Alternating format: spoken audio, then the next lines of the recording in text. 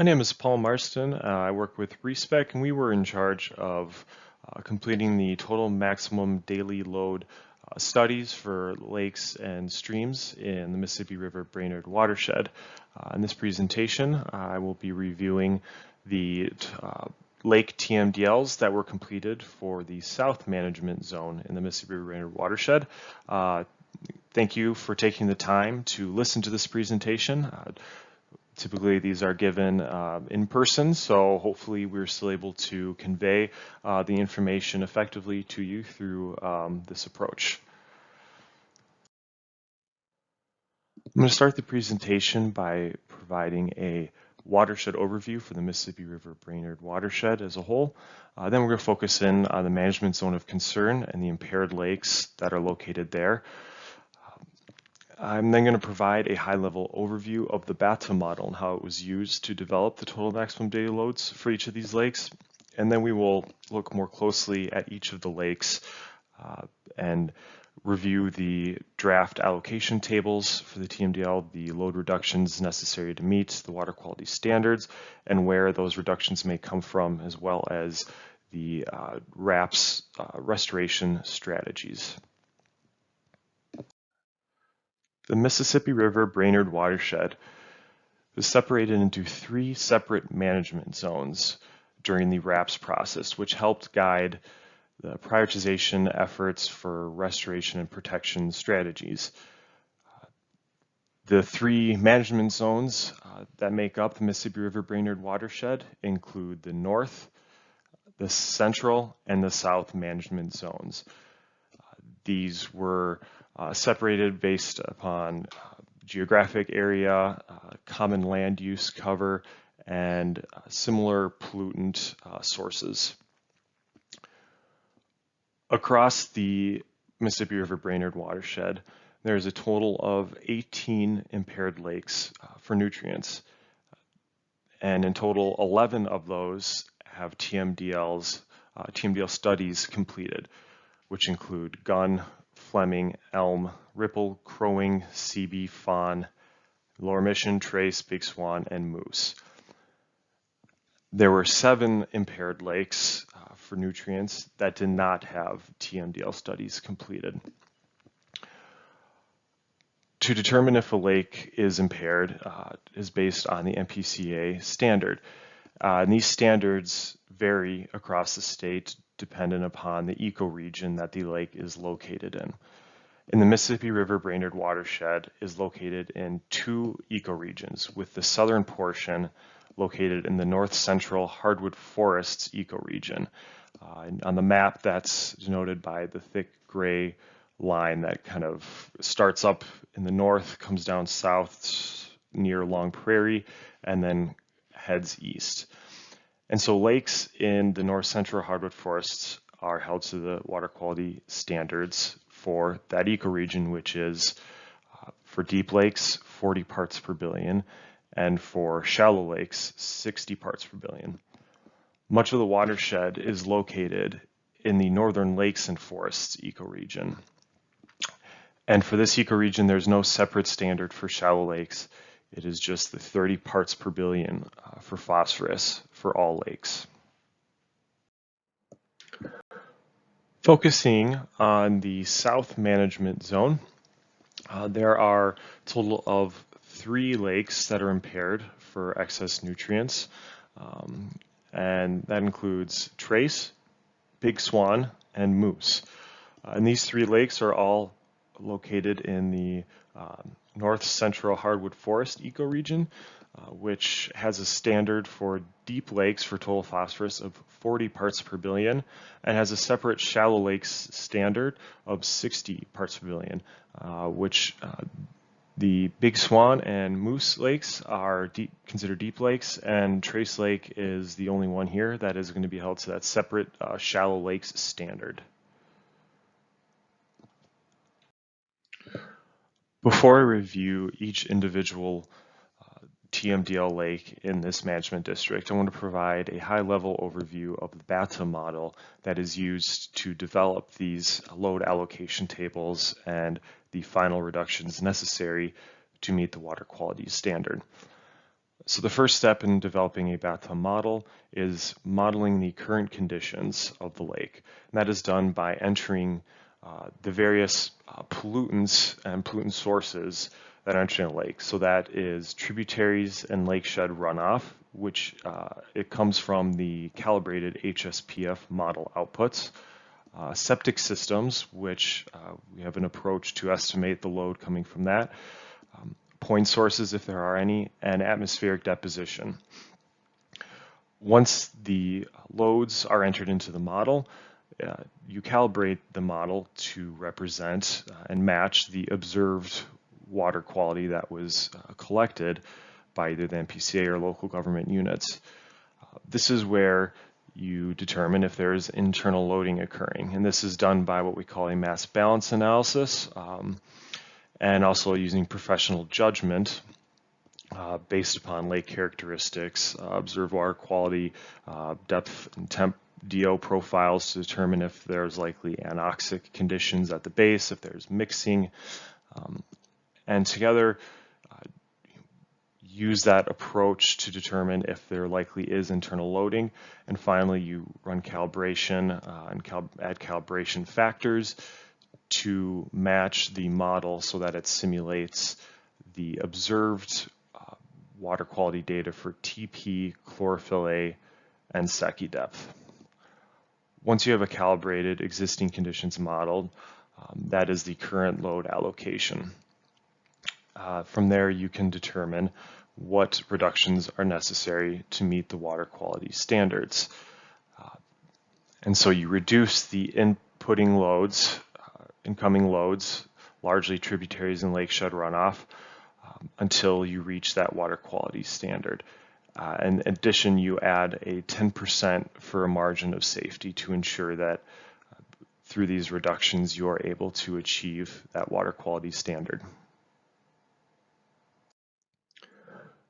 The first lake that we're going to look at in the South Management Zone is Trace Lake. And looking at the drainage area for Trace Lake, it is quite a small drainage area totaling 570 acres. It's a headwaters lake, so there is no upstream contributing areas, just immediate lakeshed. And the area, or land cover types in the lakeshed, are dominated by cropland, covering 42% of the area, the next being wetland, and then developed land cover, followed by pasture and grassland.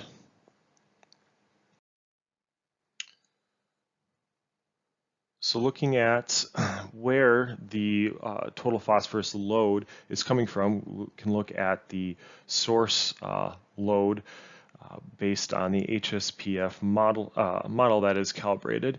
And so for the total phosphorus loads broken down by the various land cover types, you see that cropland contributes a significant portion of the total phosphorus load, as well as the wastewater treatment plant for Gray Eagle. And because it's such a small drainage area, you see that atmospheric deposition is a significant portion of the total phosphorus load, and then that's followed by developed.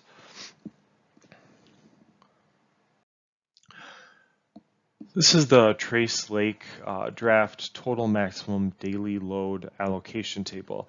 There is a lot going on here, so I'll start by walking through the structure of this table, and then we can look at the contents of it.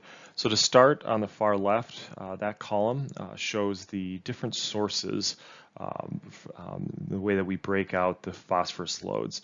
So the first category is the waste load, and so this is going to be permitted sources, which include the construction and industrial stormwater permitted discharges, and for Trace Lake, we have a point source here in the Gray Eagle wastewater treatment plant.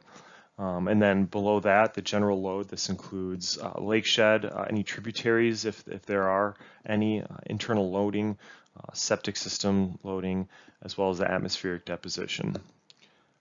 So moving to the right, those two columns fall under the existing TP load, and so this represents the calibrated bathtub model existing TP load, which is calibrated to the observed water quality data. So this is the load that is currently entering Trace Lake.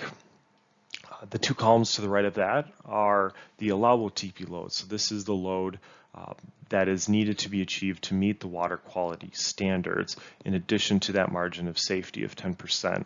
And that margin of safety is included to ensure or to account for any uncertainties in data, to ensure that if this load is achieved, that the lake does in fact meet the water quality standards.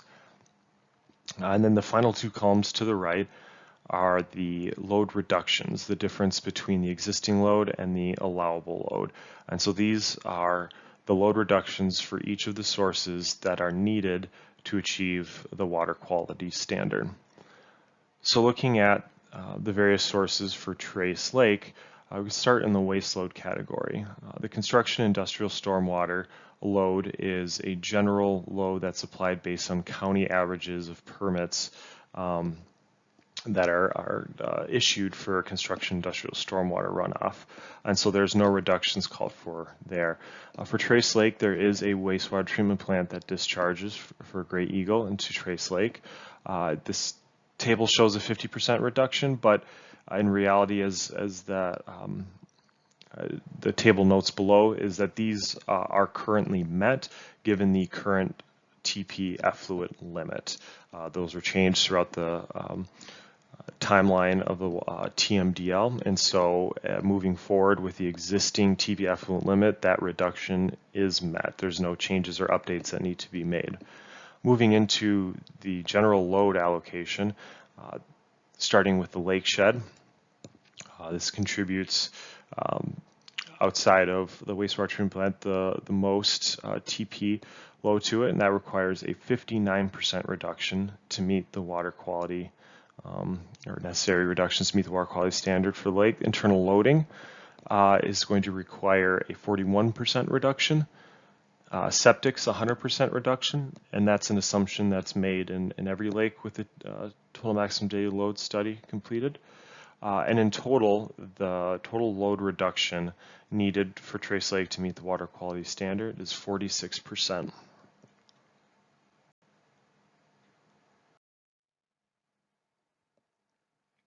So to look at where those possible load reductions can come from, looking at that HSPF source load allocation, looking at the TP load from each land cover type per year, and looking at what was needed for reductions in the lake shed, we can see that applying BMPs focusing on, here we're looking at developed pasture and cropland, and sort of the common land cover areas that BMPs are applied.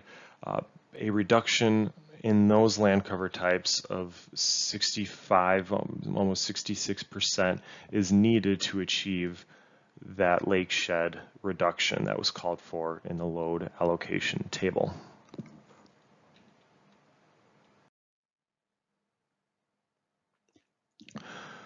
As a part of the RAPS process, the project team developed a list of BMPs and strategies to achieve the reductions needed to meet the water quality standards.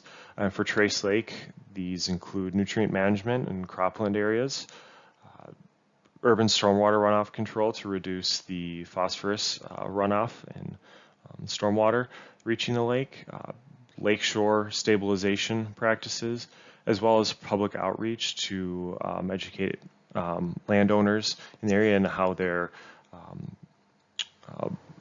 what they are doing that may be impacting the water quality of Trace Lake.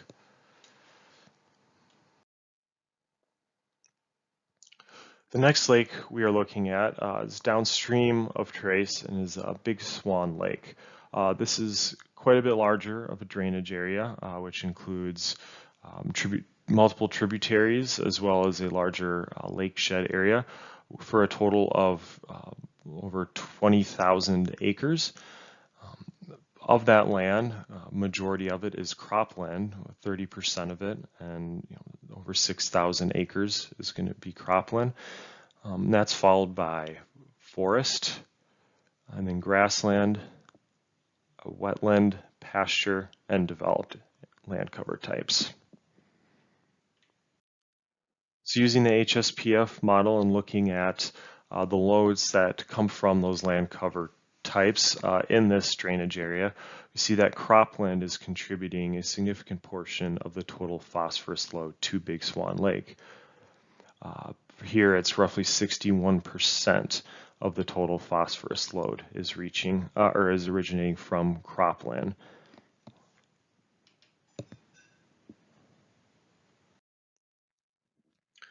Looking at the draft total maximum daily load allocation table for Big Swan, we can see the reductions are focused in the general load allocation categories. So that's the two tributaries, the lake shed, internal loading, and septics.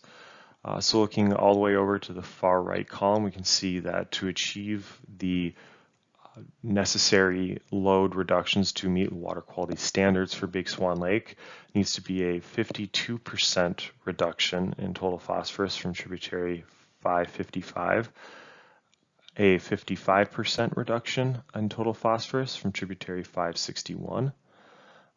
And it should be noted that these reductions are achieved by upstream Trace Lake meeting the water quality standard, and Gray Eagle wastewater treatment plant maintaining its current effluent limit. The lake shed, it calls for a reduction of 45%, an 8% reduction in the internal loading, and again, that 100% reduction in septic. So looking back at the various land cover types in the various tributary drainage areas as well as the lake shed to see what type of reductions are needed to meet those necessary load allocation reductions. Looking at, and here there wasn't a lot of developed areas, so we focused on pasture and cropland land cover types for reduction. So for Big Swan tributary 555, we see that a reduction of 78% in total phosphorus loads in pasture and croplands are needed to achieve that load allocation reduction. For tributary 561, it shows a 237% reduction, although this is the tributary that if Trace Lake upstream of Big Swan meets the water quality standard, will meet those necessary reductions. And so that's accounting for the reductions, or the reason the number is so large is due to the upstream lake, Trace Lake, being impaired as well. And looking at the immediate Big Swan Lake shed, a reduction of 65% roughly for the TP loads coming from pasture and cropland will achieve the necessary reductions.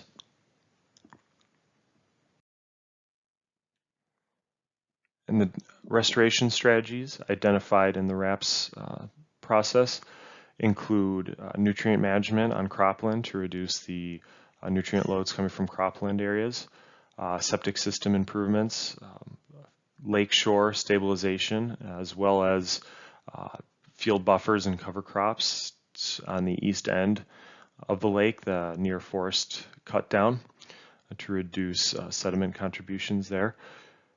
Urban stormwater runoff control for lakeshore owners. In lake management, this is tied to the curlyleaf pondweed, and while there is highly variable impacts on internal loading as far as managing curlyleaf pondweed, it is recommended that working with the Minnesota DNR just to restore a healthy native vegetative population will help improve the lake. And as well as public outreach and providing educational opportunities to help inform landowners and educate them in what they do and how their actions impact water quality.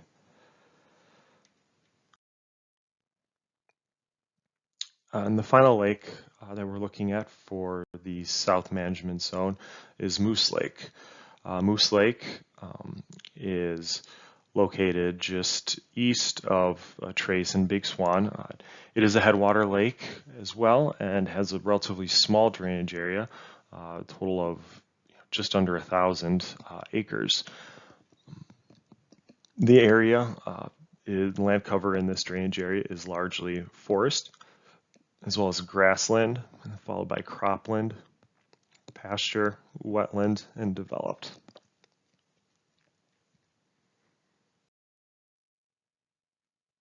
Using the HSPF model to look at the load contributions from the various land cover types, you see that cropland is a major contributor of total phosphorus to Moose Lake and the lake shed, even though it is proportionate to its area. And is over 75, over 3/4 of the total phosphorus load is attributed to cropland. So looking at the Moose total maximum daily load allocation table, we can see that looking at the various load sources, looking at the lake shed, that is the largest contributor of total phosphorus is runoff from the lake shed, and that's to meet the water quality standard. We're calling for a 41% reduction in that total phosphorus load. From internal loading, 30% reduction in that phosphorus load, and 100% reduction in septic systems, totaling a 37% reduction in the total phosphorus load to meet that water quality standard for Moose Lake.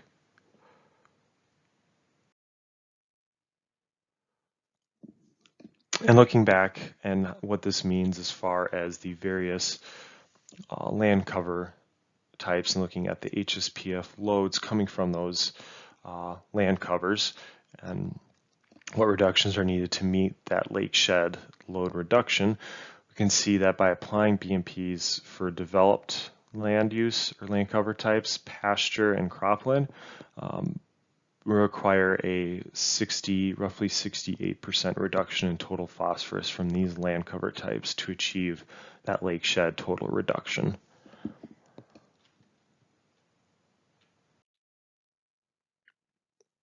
In the draft, the restoration strategies identified in the RAPS process by the project team include nutrient management on cropland to reduce the cropland nutrient loads, septic system improvements, lakeshore management for shoreline stabilization and adding buffers where possible. Again, in lake management for the curly-leaf pondweed to restore a healthy native vegetation, and the public outreach to provide educational opportunities for landowners to educate how their actions impact water quality in Moose Lake.